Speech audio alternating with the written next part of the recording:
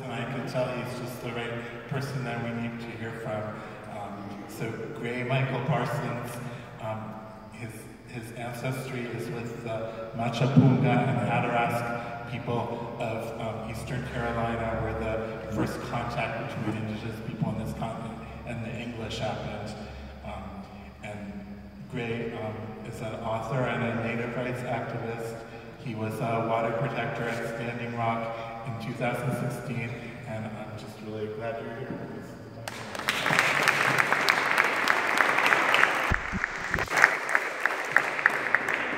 Walayalo good day. Kulamasi Hutch, how are you doing?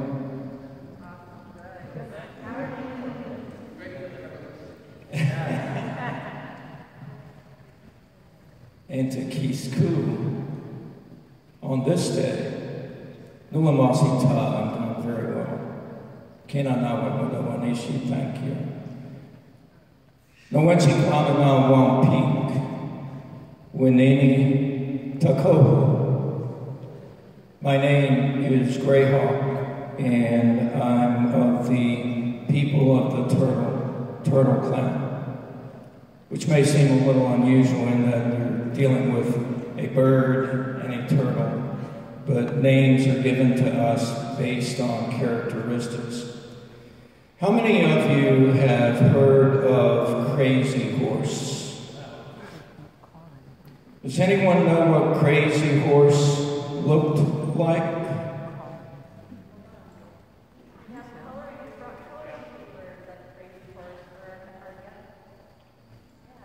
Okay, I'm going to save anyone embarrassment, because invariably when I ask that question in front of a new audience, someone believes that they've seen a photograph of Crazy Horse.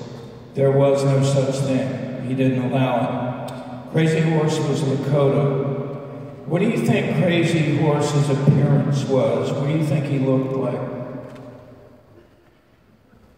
Well, let me give you a hint. His first name before his second name, which was Crazy Horse, was Curly. Curly. Exactly. He had curly hair, he was light-skinned, and he was short. In other words, he looked a little bit like this old brother sitting here. How many of you have heard of Osceola? Do you know who Osceola was? He or she, and we're not 100% sure, was the chief of the Seminole tribe down in Florida. Do you know what Osceola looked like? Exactly. Osceola looked a lot like Lisa and Eugene. My point being is that there's so many things that as a traditional Native American, I need to tell you. We could sit here literally for 3 or 4 days, non-stop talking, to just give you the basics, to undo so much of what has been done to create in your minds and ours what we call a colonized mindset. The appearance myth model is one of those things, and it's done so much harm. If we didn't have that, if the media and movies and such didn't continue with that myth, today there's a high likelihood that we would have a Native American congressional caucus. We would have a representation in the United States Senate. And maybe one day, Manitou, let it happen, a president of this country who is Native. We do have someone running today, Mark Charles, who is of Navajo descent. So I also need to acknowledge that we are on Piscataway land here. First and foremost, I don't come from here. I'm not Piscataway, but I do share some linguistic commonalities with the Piscataway. But this is Piscataway land. It will always be Piscataway land. I'm quite diverse. I need your help. I'm a double cancer survivor, and I lost my right shoulder 7 years ago to bone cancer, so it's a little bit difficult for me to hold a mic and do other things.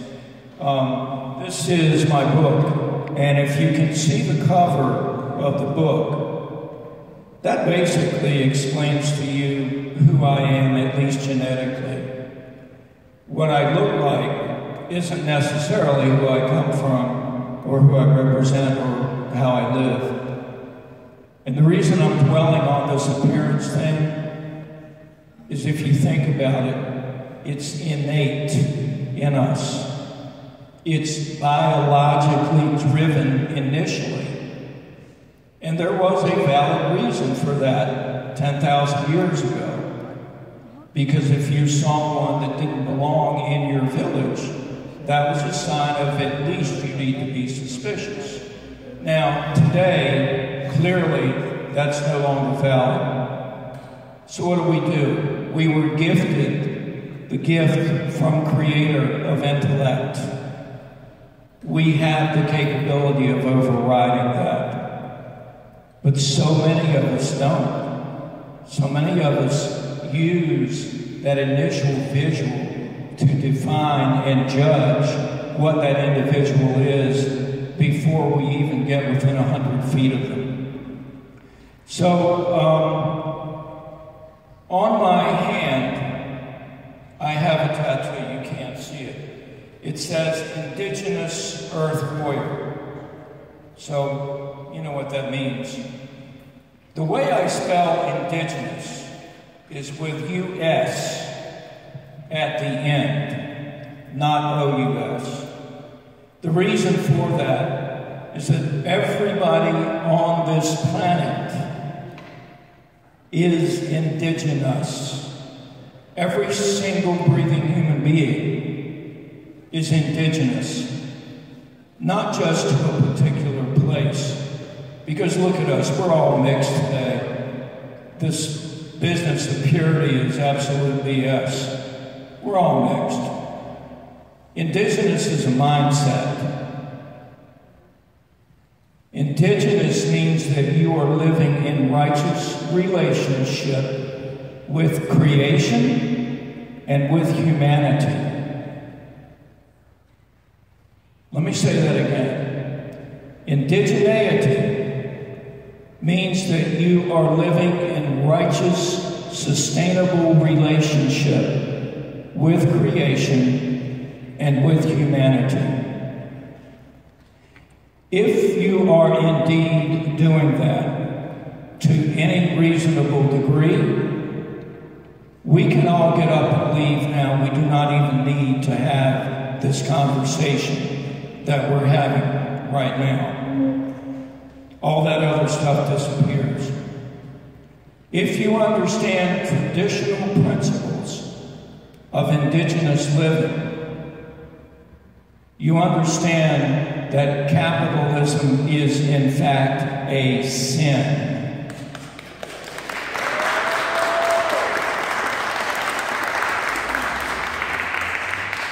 We lived in balance. We were not perfect human beings. But generally, we lived in balance in all things. That balance extended not just in sustainability issues with that which gave us life, but it had to do with the so-called Christian work ethic, for example. Capitalism and greed and materialism are all inextricably connected. They're wrapped up as pseudo-patriotic values that each one of us have been brainwashed from the moment we exited our mother's womb until today. And again, we call that a colonized mindset. The first displacement disaster, to borrow Lisa's term, took place on the island of Hatteras. You would know it as the anglicized word Hatteras, Cape Hatteras National Seashore. And Lisa, if you'd hold that up again for a minute. The background on this book is an actual photograph from that island. John White was commissioned by Queen Elizabeth to come here for a couple of reasons. He landed on that island. The first place of contact between English-speaking Europeans and Native Americans was not Jamestown, it wasn't Plymouth Rock, it wasn't even Roanoke Island, and I'm sure a lot of you have never even heard of Roanoke Island. Roanoke Island is about an hour north of the midpoint of Hatteras Island. That's where the lost colony began and ended. That was John White's own family that he brought here to start that colony. Queen Elizabeth sent him here on behalf of royalty, of the Church of England, and of the wealthy. And that was it. The benefits were all for those three. Now I'm going to pull this into today's theme. They needed more resources, more treasury. For what? Why do you think they needed immensely more treasury in the middle 1500s? Exactly.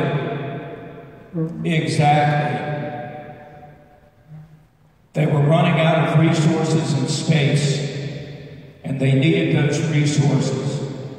The reason that first colony did not survive is because when John White left and went back to England to get more supplies, she would not let him return because she needed the money to fund the war with Spain that they were going to create.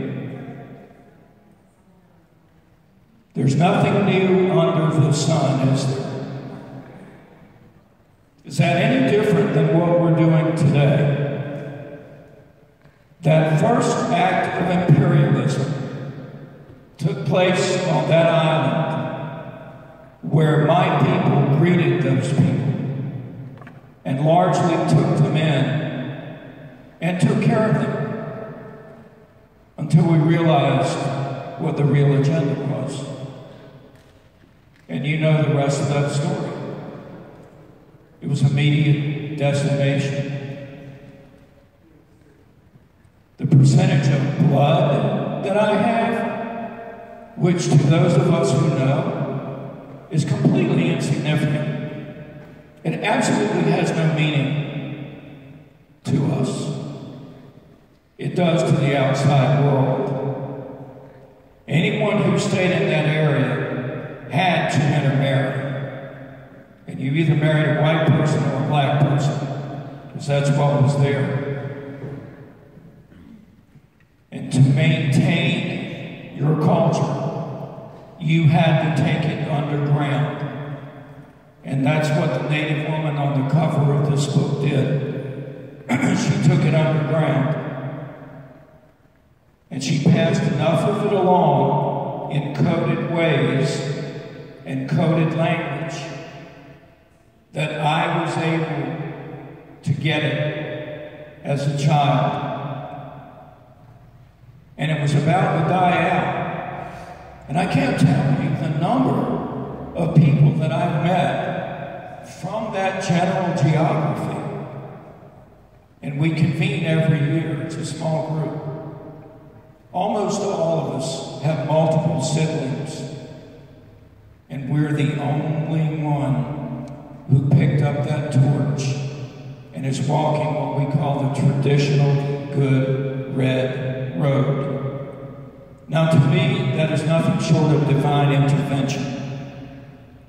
To do that and to stand up in this world and survive against the forces and suppression of our simple existence is quite a task. And I'm so grateful to Kishilani Manatu Creator that I was the one in my family that was tapped to do that. And I have 5 half-sisters who are Lumbee, who look like Sitting Bull's family. And they laugh at me because of what I do and how I live and how antiquated it is.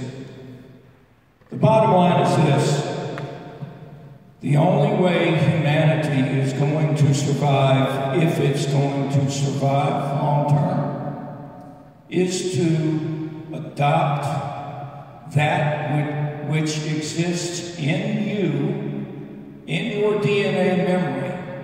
It is there. You just have to clear away the stuff to get to it. It is in you. You have to adopt and live the way your ancient ancestors lived, to the extent that we can in a modern world. And that's it. That's not an oversimplified prediction. That's a fact that just has not happened yet. The imperialism and materialism that started with the English, not the Spanish or French. I'm well aware they were here first, as were the Nordic people. The one that lasted, the one that sustained, the one that dominated and plundered this continent, the one that has exported that way of life and done the same exact thing to every other indigenous population on this earth, were the English-speaking people that my people greeted on Buxton Beach, where the Labrador and the Gulf Streams collide on the island of Hatteras in North Carolina. I beseech each one of you to go there, even if it's just for an hour. Go there and stand out on that beach and feel the incredible historical, cultural, and spiritual energy that exists there. There's a lot more to it than what I've told you, but I don't want to take any more time. I'm sure my time is up now. That imperialism that started there is going on today. And in 2016, not 1916, not 1956, but in 2016, I stood on a highway in Cannonball, North Dakota, helping the Lakota people defend their water.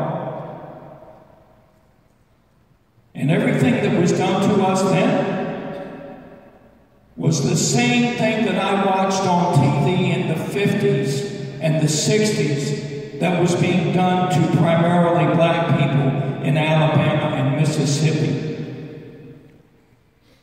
I loved President Obama. I thought he was a really good president, by and large. He was not perfect. We waited for the Department of Justice to come. They never came. We were on our own. We are still on our own. My mission going forward in this life, for the years that I have left, is to unite people, to not get in your face and scream at you about how racist and how stupid and how ignorant you are, but to begin to, in progressive steps, show people their commonality.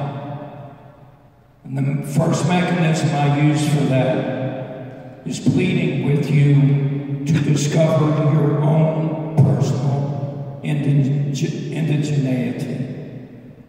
That's where we start. So, Kenanawe Wagawa Nishi for your ears. Kaktahole. Thank you for your ears. Thank you for listening, and I love you. La Peach Kanawe. I'll see you again.